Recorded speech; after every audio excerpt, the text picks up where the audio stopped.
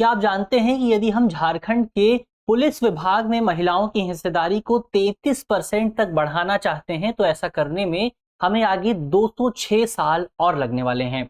चौंकाने वाला आंकड़ा है। जाहिर तौर पर यह आंकड़ा पेश किया गया है इंडिया जस्टिस रिपोर्ट 2022 के जरिए। इस पूरी रिपोर्ट में इस तरह के बहुत सारे आंकड़े पेश किए गए हैं, बहुत सारे तथ्य पेश किए गए हैं और आज इस वीडियो में हम इन्हीं आंकड़ों, इन्हीं तथ्यों को समझने की कोशिश करेंगे और इन तथ्यों के आधार पर भारतीय पुलिस व्यवस्था के जो रूपरेखा है उस रूपरेखा को भी जानने का प्रयास करेंगे। मेरा नाम है अक्षय और आपका स्वागत है दृष्टि आईएएस की इस नई वीडियो में।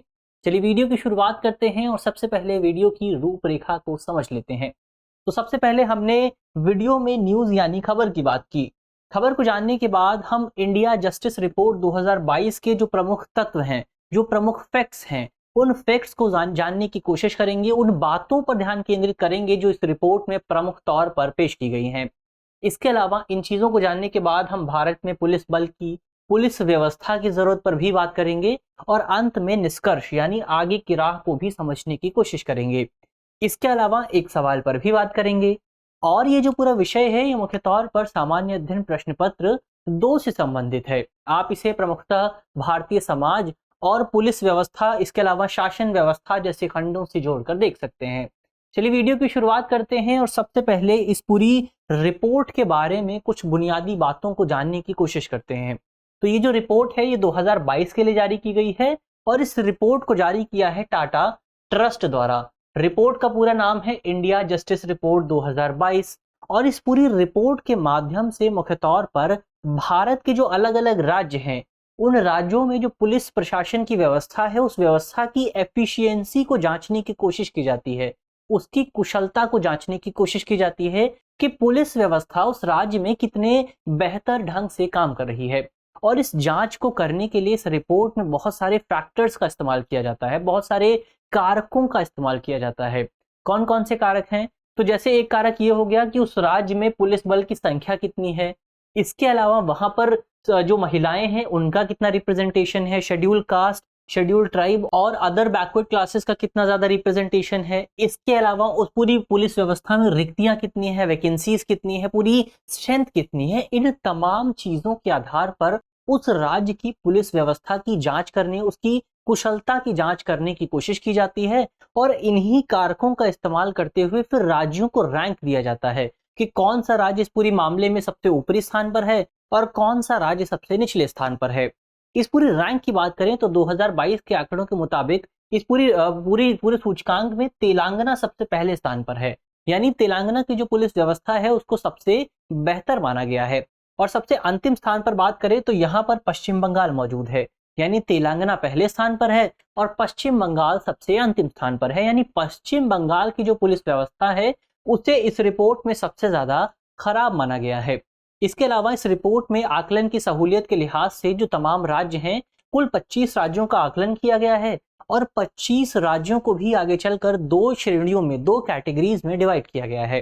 कैटेगरीज में डिवाइड करने के लिए मुख्य तौर पर 10 मिलियन के बेस का इस्तेमाल किया गया है, यानी पहली श्रेणी में वो राज्य शामिल हैं जहां की जो आबादी है वो 10 मिलियन से ज्यादा है और दूसरी कैटेगरी में वो राज्य शामिल हैं जहां की आबादी 10 मिलियन से कम है। अब जिस कैटेगरी में आबादी 10 मिलियन से ज्यादा है, यानी पहली कैटेगरी की जो राज्य हैं उस कैटेगरी में तकरीबन 18 राज्य शामिल हैं, जबकि जो दूसरी कैटेगरी है उस दूसरी कैटेगरी में तकरीबन 7 राज्य शामिल हैं। तो ये तो बात हुई इस पूरी रिपोर्ट की रूपरेखा की। अब आगे बढ़ते हैं और इस रिपोर्ट में तमाम विषयों को लेकर क्या कहा गया है, तमाम थीम्स को लेकर, डायमेंशंस को लेकर क्या कहा गया है, उसको जानने की कोशिश करते हैं। सबसे पहले हम जो राज्यों में वर्तमान में पुलिस की संख्या है उस संख्या को जानने का प्रयास करते हैं। तो रिपोर्ट में स्पष्ट तौर पर कहा गया है कि भारत में राष्ट्रीय स्तर पर जो पुलिस अधिकारियों की स्वीकृत संख्या है, जो कि जिसको सरकार ने स्वीकार किया है, और जो वास्तविक संख्या है, इन दोनों के बीच एक बहुत बड़ा गैप मौजूद है, एक बहुत बड़ा अंतर मौजूद है। यानी कि ये रिपोर्ट बताती है कि भारत में बहुत सारे जो पुलिस की पोस्ट हैं वो खाली पड़ी हुई है और रिपोर्ट का कहना है, रिपोर्ट स्पष्ट तौर पर ये स्वीकार करती है कि यदि स्थिति इसी तरह से बनी रहती है तो आगे चलकर ये बहुत चिंताजनक और बहुत ज्यादा गंभीर रूप धारण कर सकती है और भारत की पुलिस व्यवस्था का इस पर बहुत ज्यादा गंभीर प्रभाव देखने को भी मिल सकता है। इसके अलावा रिपोर्ट ये बताती है कि साल 2022 में पुलिस विभाग में जो रिक्तियां हैं, जो खाली पड़े पद हैं, उन रिक्तियों में हमें बढ़ोतरी देखने को मिली है। और साल 2022 में ये जो संख्या है, ये तकरीबन 22.1% पर पहुंच गई है। यानी वर्तमान समय में भारत का जो पुलिस विभाग है, उस विभाग में तकरीबन 22.1% जो पद है वो खाली पड़े हुए हैं।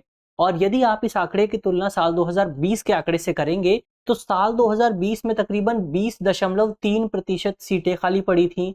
यानी कि पिछले 2 वर्षों में, साल 2020 से साल 2022 के बीच, हमें जो वैकेंसीज हैं, उन वैकेंसीज में बढ़ोतरी देखने को मिली है। यानी सरकार द्वारा इन वैकेंसीज को भरने का कोई विशेष प्रयास नहीं किया गया है।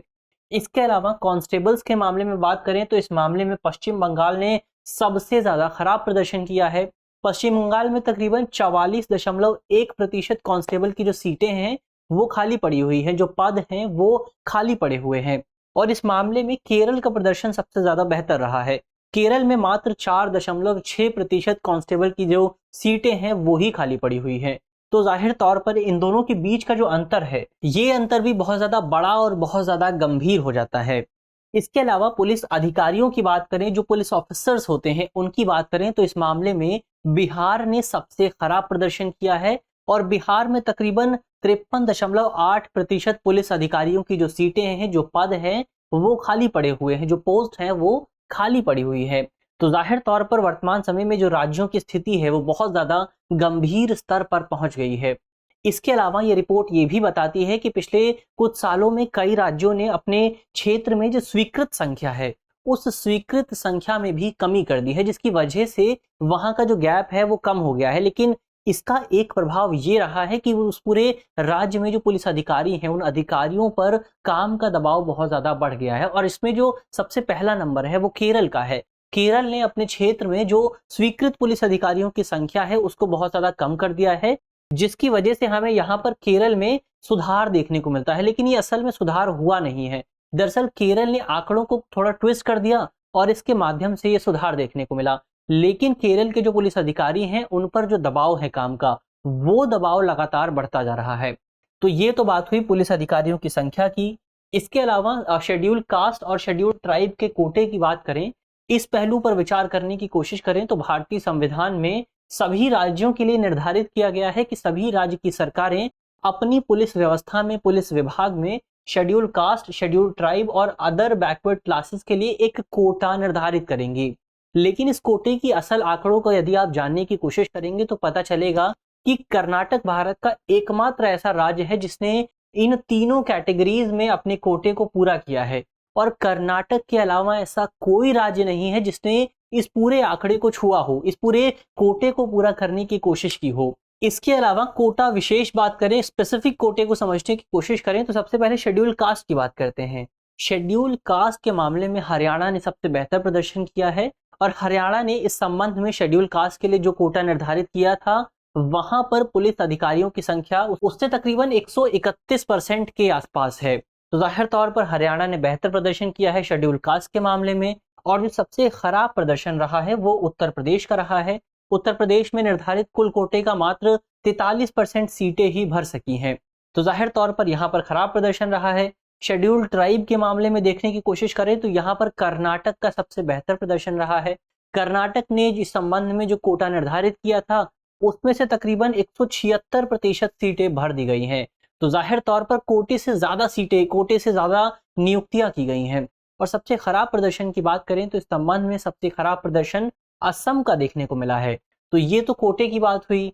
इसके अलावा महिलाओं की रिप्रेजेंटेशन की बात करें, महिलाओं के प्रतिनिधित्व की बात करें, तो भारत के अलग अलग राज्यों में महिलाओं के लिए एक विशेष कोटा निर्धारित किया गया है।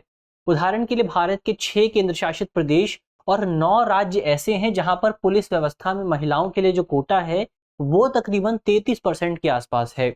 इसके अलावा कई अलग अलग राज्य ऐसे भी हैं जहां पर इस कोटे की संख्या को कुछ ऊपर या नीचे कर दिया गया है। उदाहरण के लिए बिहार में ये जो कोटा है वो तकरीबन 35% के आसपास है, जबकि अगर आप असम में जाएंगे तो वहां पर ये कोटा 10% के आसपास है।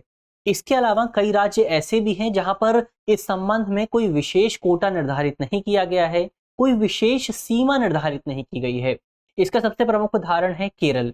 तो अब इस संबंध में अगर आप आंकड़ों पर नजर डालेंगे तो ये पता चलेगा कि भारत में मात्र जिन जिन राज्यों ने 33% वाला कोटा निर्धारित किया है, उनमें से किसी भी राज्य ने इस कोटे को प्राप्त करने में सफलता हासिल नहीं की है।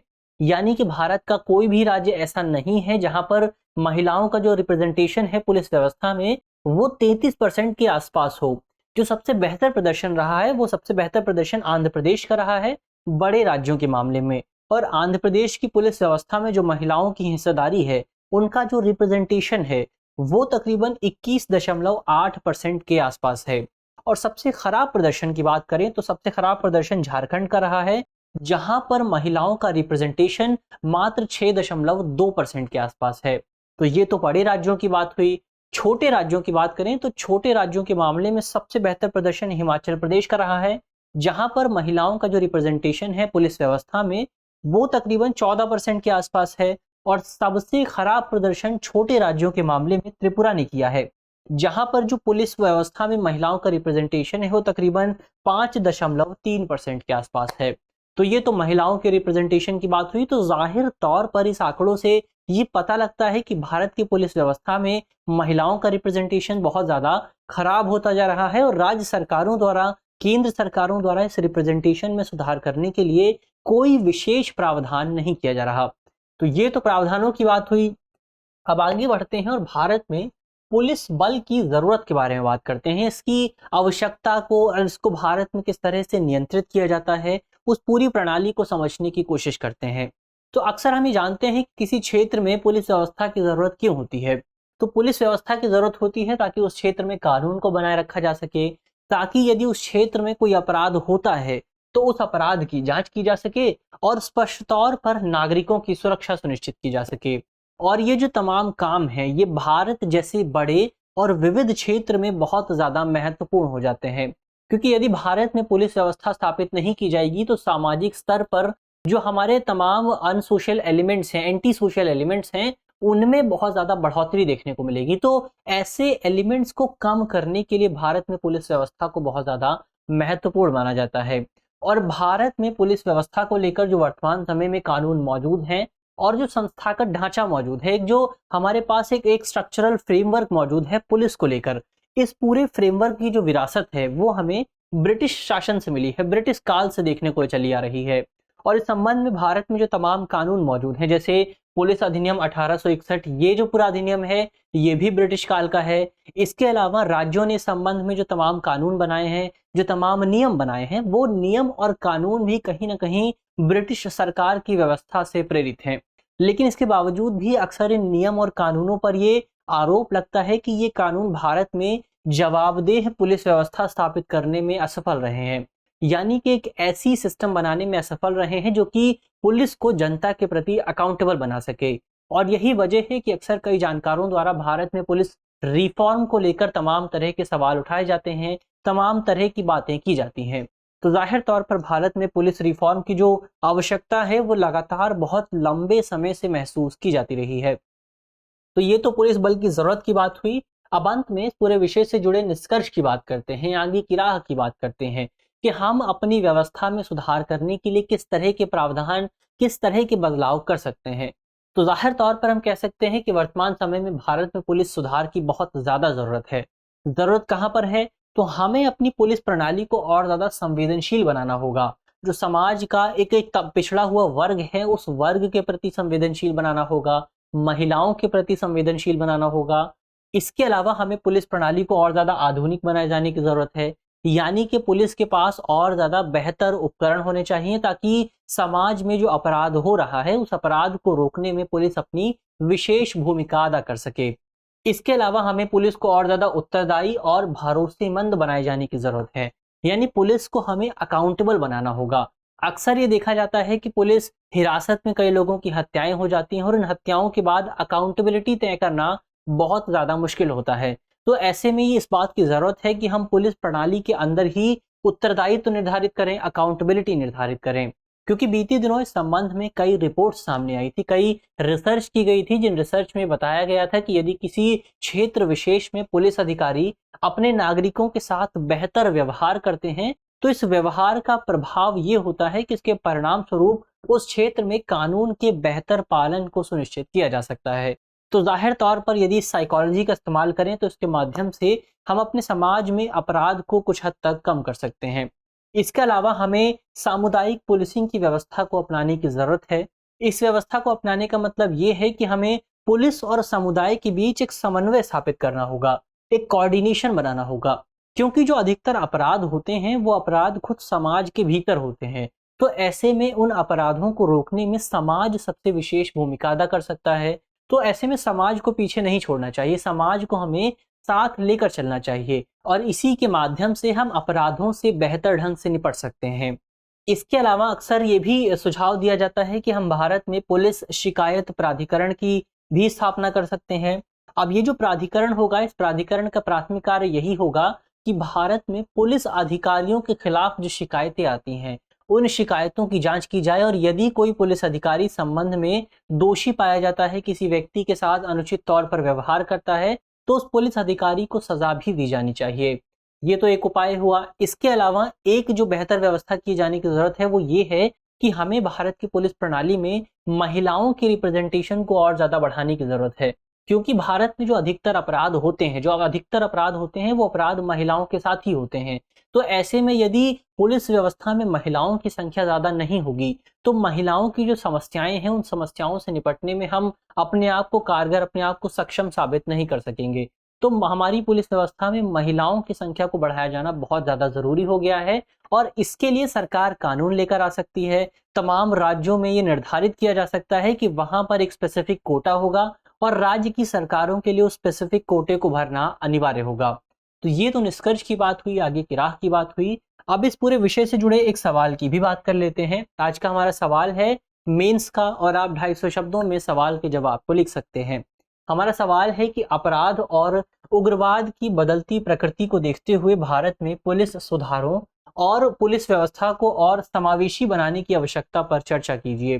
तो आपको बताना है कि हमें पुलिस सुधारों की जरूरत क्यों है और पुलिस को और ज्यादा समावेशी बनाने की जरूरत क्यों है। हमें पुलिस में महिलाओं की जरूरत है, हमें पुलिस में schedule caste, schedule tribe, other backward classes के रिप्रेजेंटेशन की भी जरूरत है। तो ये तो मेंस का सवाल हुआ। इसके अलावा आप कमेंट बॉक्स में बता सकते हैं कि ये जो पुलिस व्यवस्था का विषय है, जो कानून व्यवस्था का विषय है, वो भारतीय संविधान की कौन सी सूची में शामिल किया गया है। समवर्ती सूची का विषय है, राज्य सूची का विषय है या फिर के संघ सूची का विषय है। तो आप तीनों में से एक विकल्प को चुनना है। आप कमेंट बॉक्स में सवाल का जवाब दे सकते हैं। मुझे उम्मीद है कि इस वीडियो में जिन बिंदुओं पर चर्चा की गई है वो आपको समझ में आएंगे और यदि आप इस वीडियो की पीडीएफ चाहते हैं तो पीडीएफ आपको हमारे टेलीग्राम ग्रुप पर मिल जाएगी और टेलीग्राम ग्रुप का लिंक आपको हमारे वीडियो के डिस्क्रिप्शन में मिल जाएगा। तो वीडियो के डिस्क्रिप्शन के माध्यम से टेलीग्राम में जुड़ना बिल्कुल ना भूलें। वहां पर आपको इस पूरी वीडियो का पीडीएफ बहुत आसानी से मिल जाएगा। मिलते हैं आपसे अगली वीडियो में, तब तक के लिए धन्यवाद।